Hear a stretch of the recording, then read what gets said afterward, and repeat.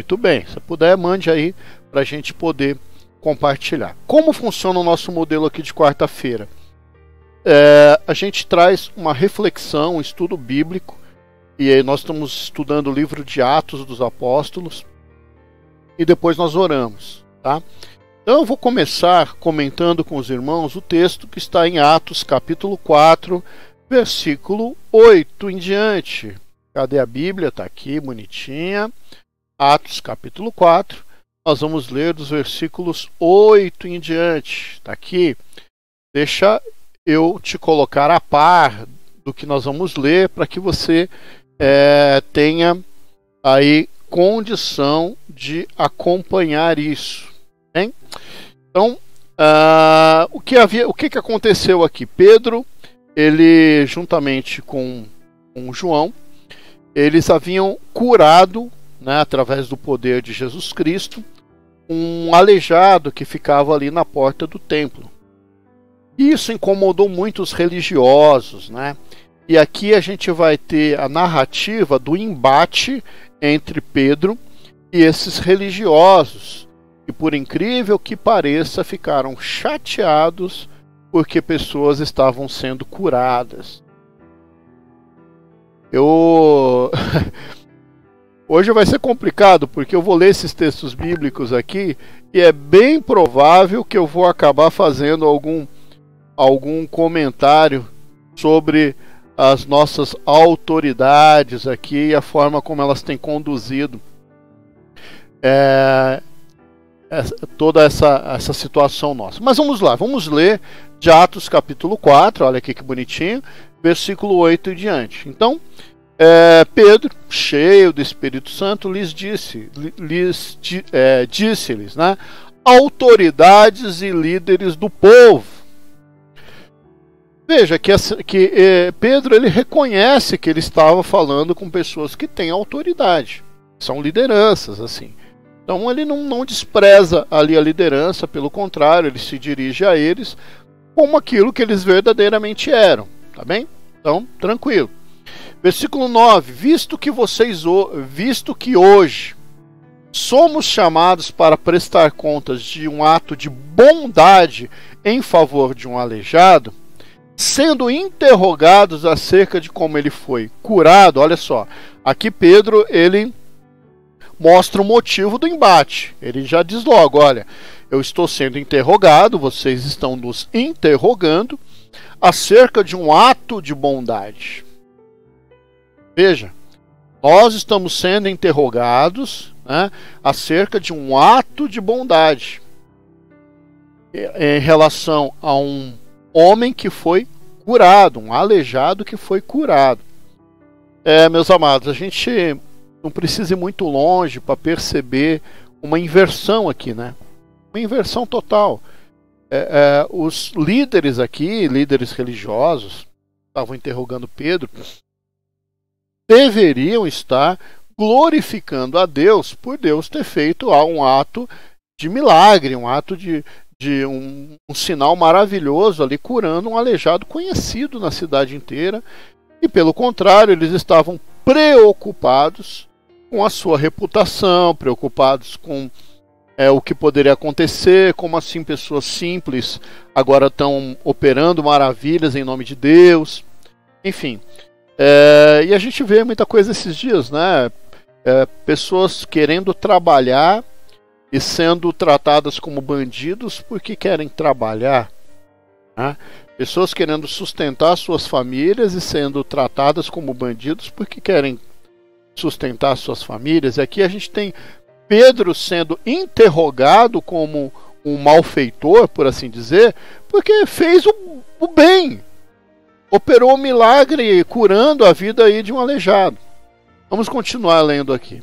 Saibam os senhores e todo o povo de Israel que por meio do nome de Jesus Cristo Nazareno, a quem os senhores crucificaram, aqui Pedro já começa a dar umas cutucadas, né?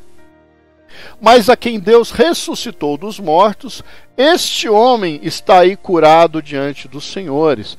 Então, olha só, Pedro reconhece a autoridade deles, demonstra que ele está sendo interrogado de uma maneira muito incoerente, né, por um bem que ele fez, E aí ele já dá uma paulada aqui, com bastante coragem, com bastante autoridade. Pedro já vira para eles e fala assim: olha, saibam vocês que esse ato de milagre que aconteceu aqui foi em nome de Jesus, o mesmo Jesus que vocês crucificaram, o mesmo Jesus que vocês desprezaram, né? Esse homem, ele se mostra curado diante de todo o povo, em nome desse Jesus que vocês rejeitaram.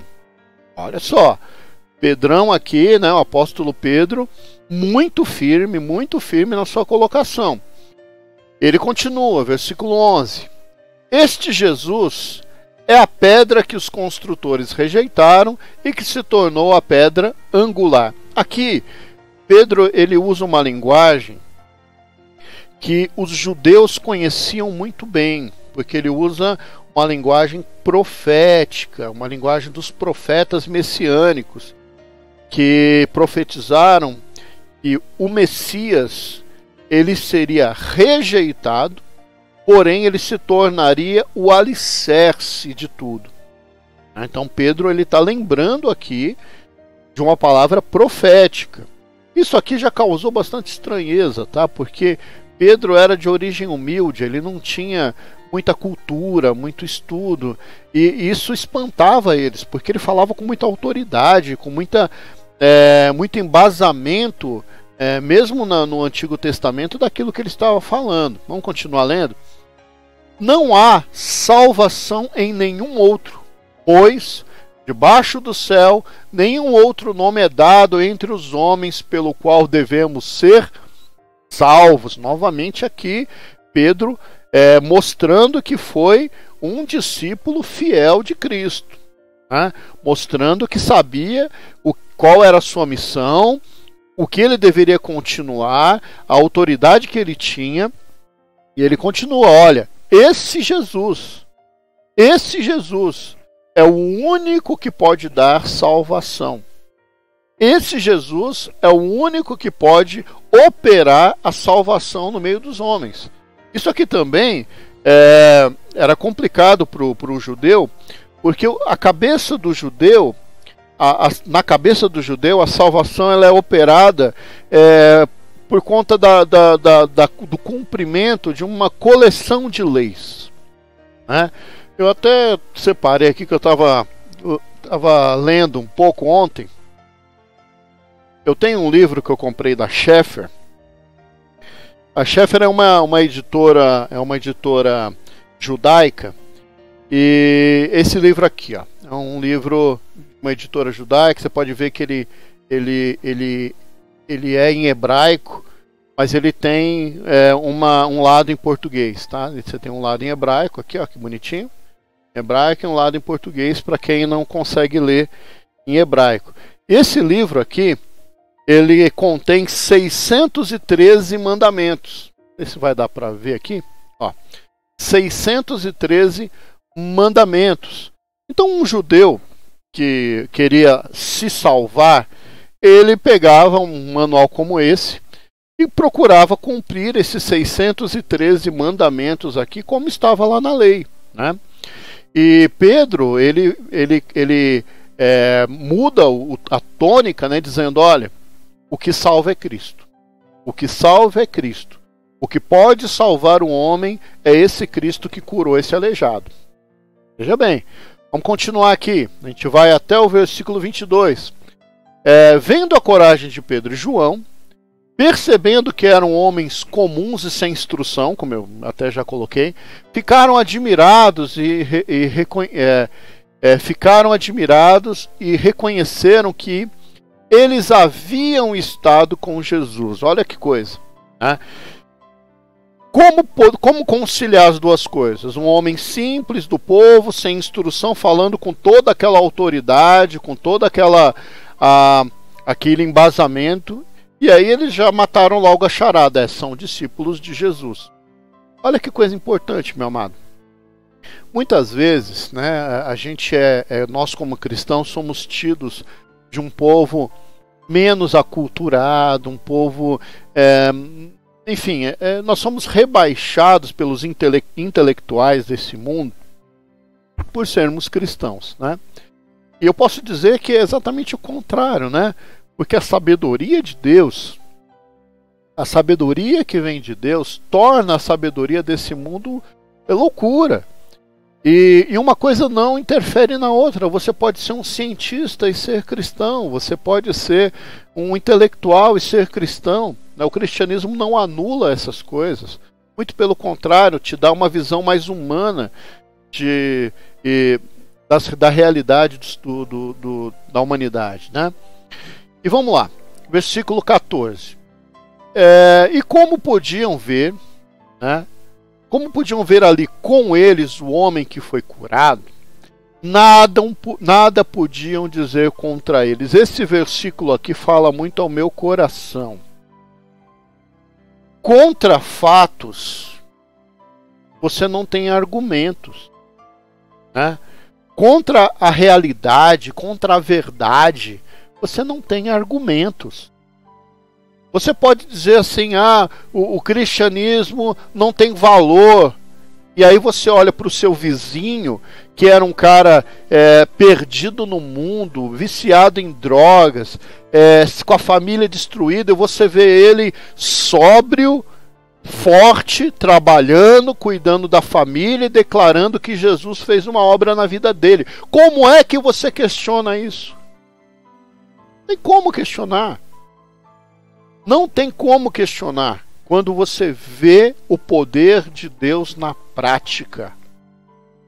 Quando você olhava uma pessoa que era destruída e hoje ela é um exemplo do que deve ser um ser humano, do que deve ser um pai, do que deve ser um marido. Então, o que estava acontecendo ali deixou o Sinédrio, né, que estava questionando aqui Pedro e João. Gente, o Sinédrio, só para vocês entenderem, o Sinédrio era formado por fariseu, saduceu, escriba, ou seja, os religiosos, tá? Aqueles que achavam que eram donos da religião judaica. Eles formavam um tribunal chamado Sinédrio, que é o que estava aqui interrogando Pedro e João.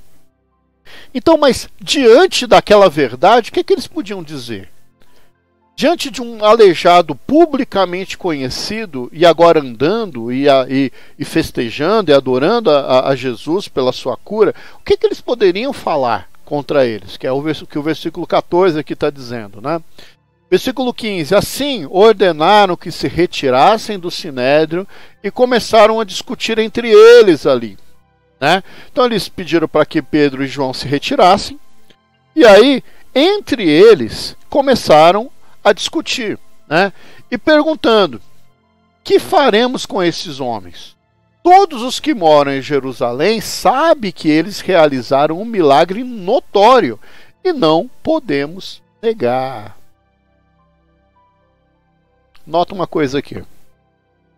Eles não podiam negar, mas eles queriam negar. Eles não podiam negar, mas eles queriam abafar.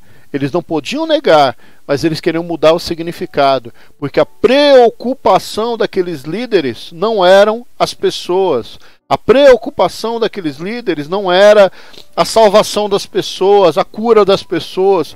A preocupação daqueles líderes era apenas eles mesmos. Eles estavam preocupados com eles mesmos. Isso te faz lembrar alguma coisa? Te faz lembrar algum prefeito? Te faz lembrar algum vereador? Te faz lembrar algum governador? Te faz lembrar o que o nosso governo como um todo tem feito em favor do povo? Político tem duas coisas que eles se preocupam. A primeira é ser eleito. E a segunda é ser eleito de novo. O resto para eles é obrigação, não é dever. E a gente está precisando de pessoas que tenham como dever cuidar do povo. E quando a gente olha para o que a gente chama de cristianismo hoje, a gente vê algumas coisas assim também. Tem muitas igrejas muito mais preocupadas com a igreja, com a instituição, do que com as pessoas. Preocupadas em manter algo, ao invés de cuidar das pessoas, cuidar da vida das pessoas. Uma vez me perguntaram qual que é a função de um pastor, né? E a pergunta veio assim: qual que é a função de um pastor? É pregar?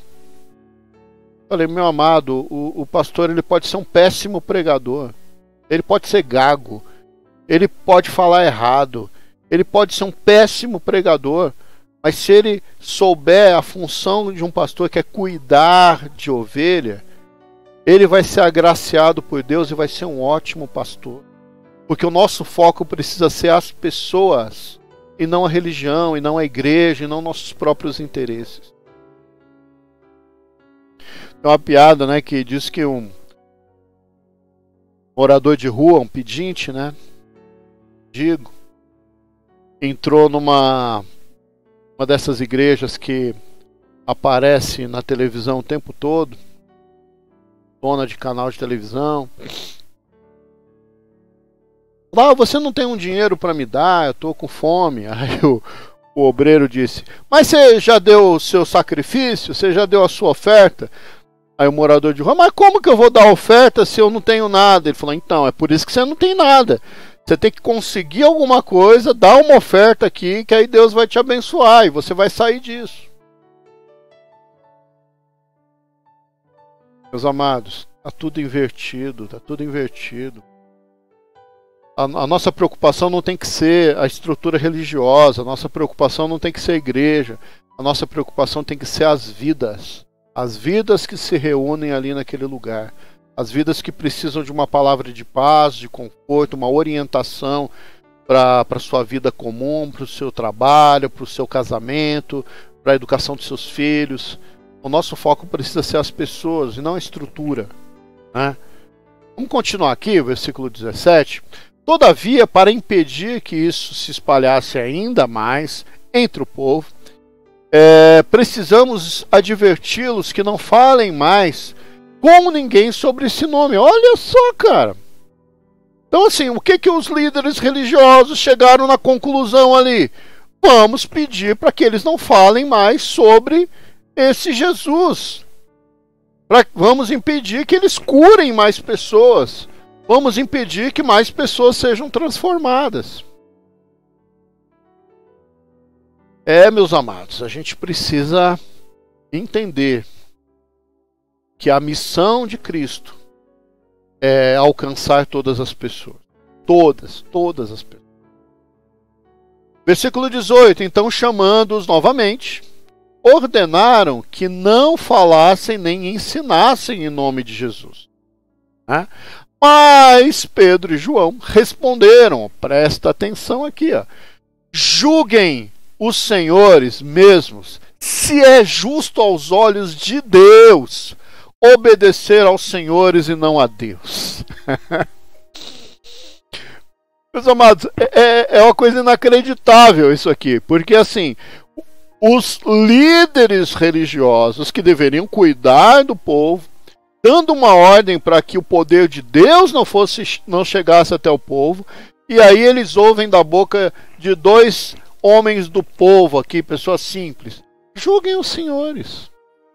Vocês não são sábios, vocês não são os inteligentes, vocês não são os maiorais, vocês não são líderes, então julguem vocês. A quem nós devemos agradar, né? A quem que nós devemos obedecer? Aos senhores ou a Deus?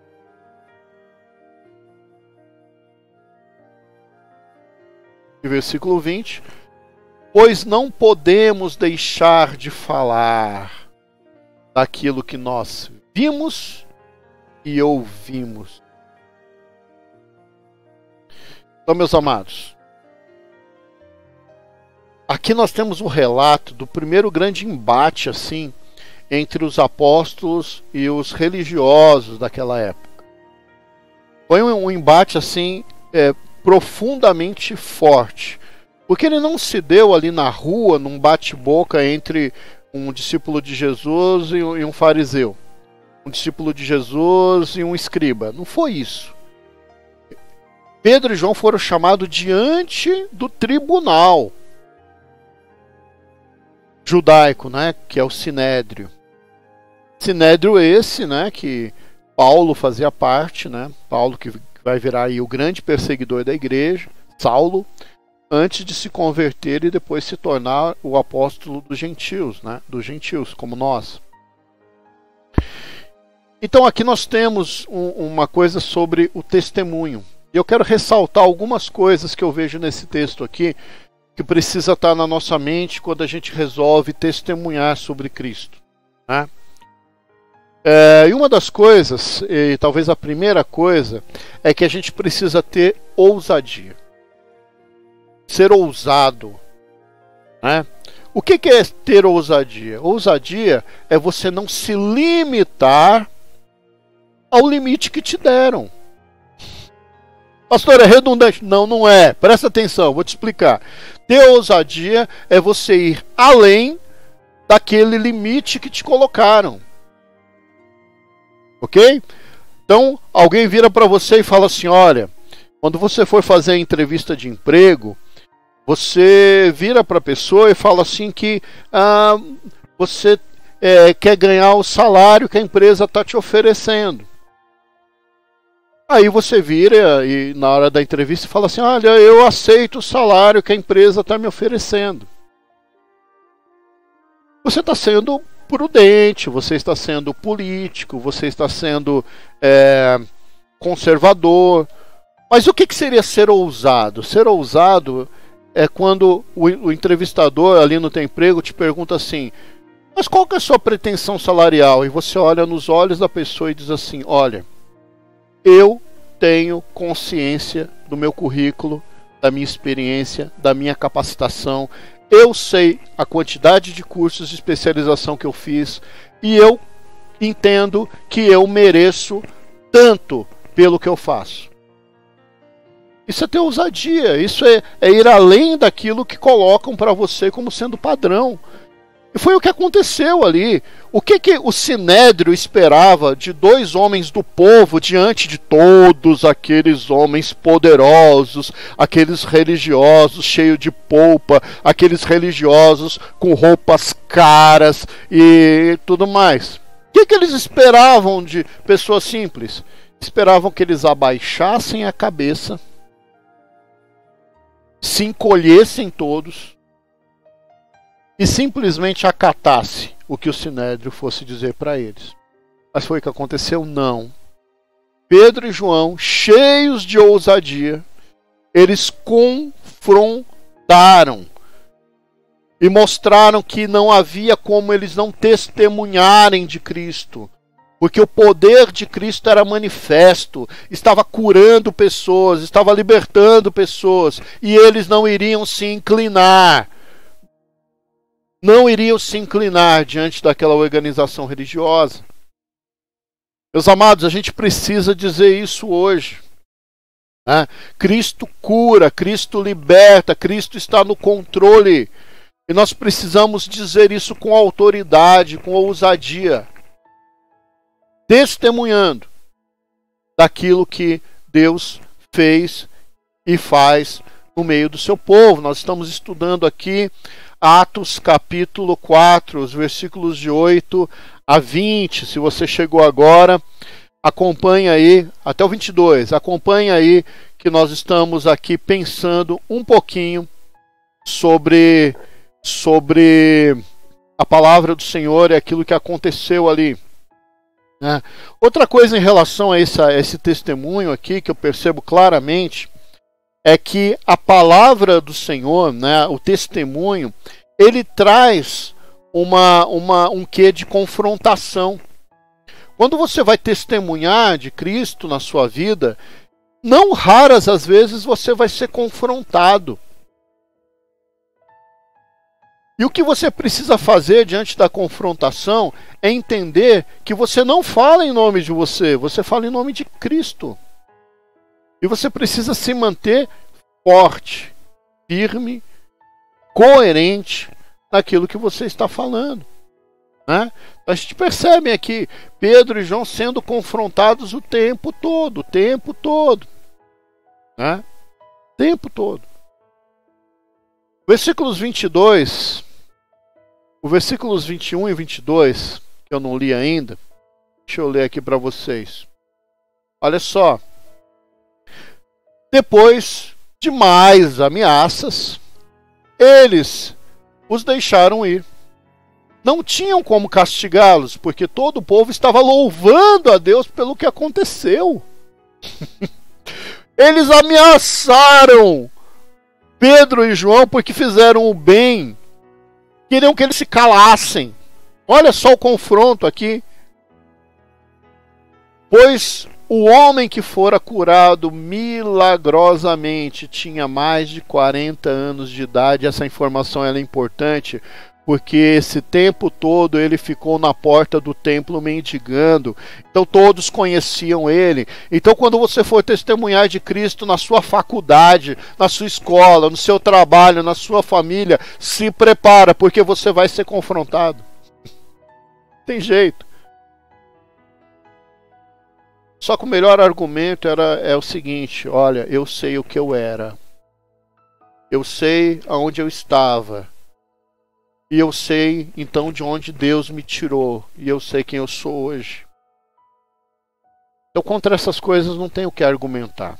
Eu tenho um grande amigo, irmão em Cristo, irmão Oliveira, diácono, lá de São Paulo.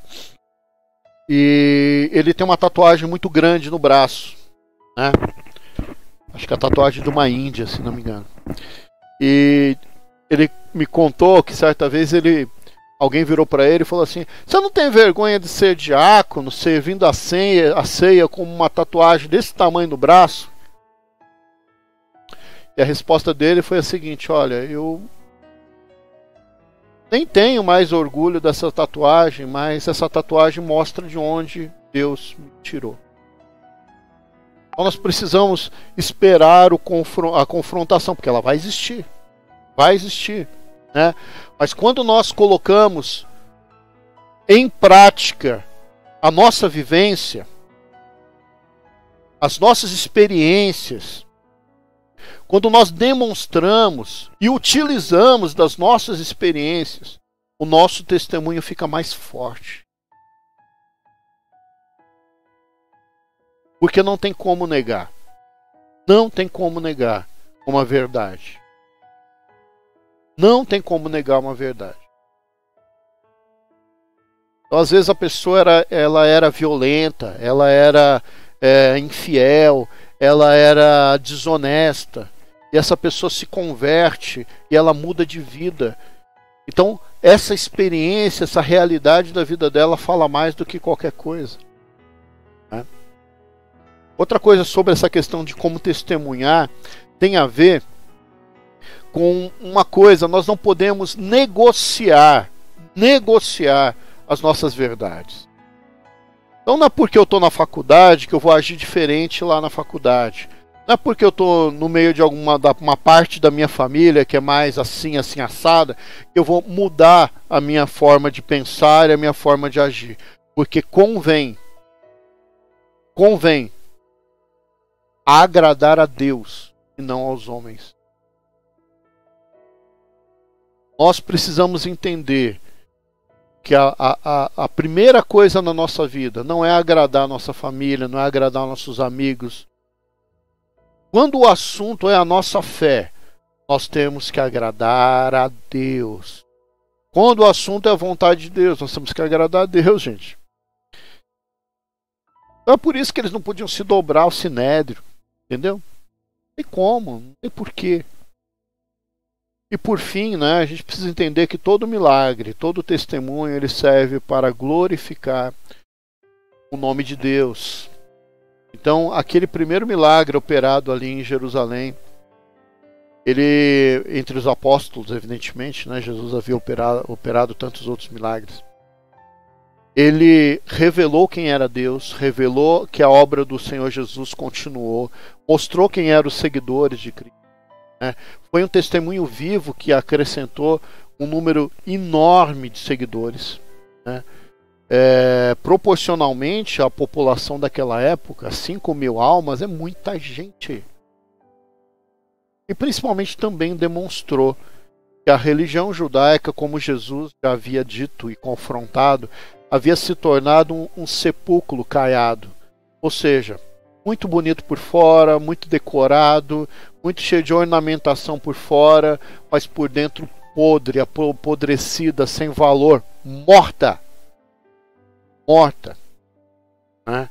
Então a gente precisa viver uma religião viva, que muda as pessoas, que transforma as pessoas, e não uma religião morta, bonita por fora e fedendo por dentro.